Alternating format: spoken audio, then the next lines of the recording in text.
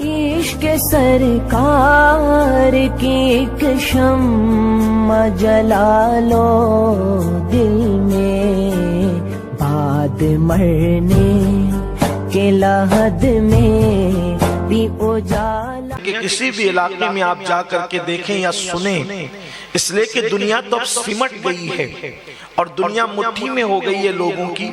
Internet نے دنیا کے شرق و غرب کو سمیٹ دیا ہے، مشرق اور مغرب سمٹ آئے ہیں۔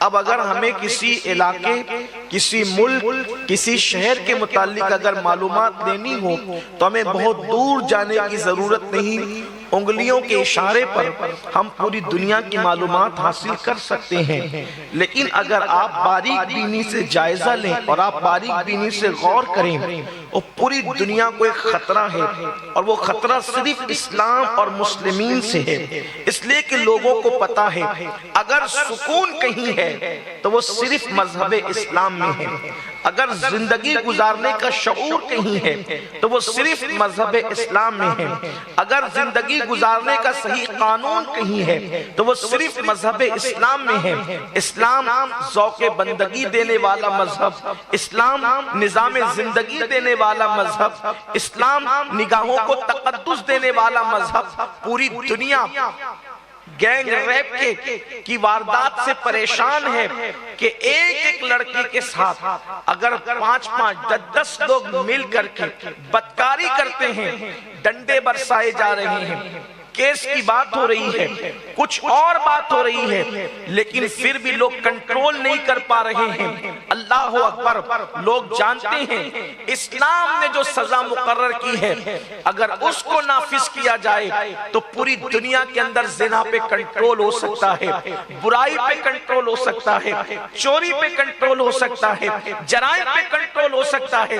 اور دنیا جیسے جیسے بڑھتی جا رہی ہے اور آگے بڑھتی جا رہی ہے، اسلام کا حسن بے نقاب ہوتا جا رہا ہے۔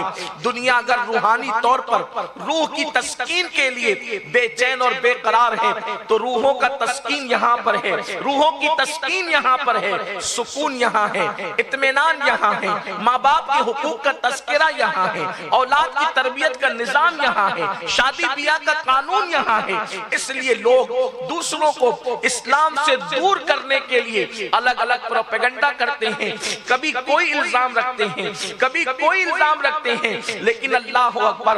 جب لوگوں کو اسلام سے دور رکھنے کی کوشش کی جا رہی ہے، ساتھ ہی ساتھ ایک بہت بڑی منظم سازش یہ بھی ہے کہ اوروں کو تو جنہوں نے کلمہ نہیں پڑھا ان کو اسلام سے دور رکھو، غلط پروپیگنڈے کی بنیاد پر، غلط فہمیوں کی بنیاد پر، لیکن ساتھ ہی ساتھ ایسے نت نئے گناہ فیشن کے نام پہ ایجاد کر دو کہ مسلم نوجوان خود بھی کلمہ پڑھنے کے بعد اسلام کے قریب نہ آ سکیں اور اسلام سے دور ہو جائیں۔ اللہ اکبر!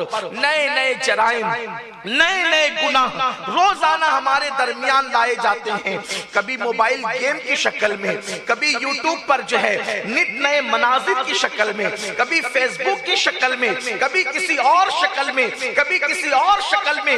اس طریقے سے نئی نسل کو، بالخصوص مسلم جوانوں کو اسلام سے دور رکھنے کی سازش رچی جا رہی ہے۔ اور اللہ اکبر!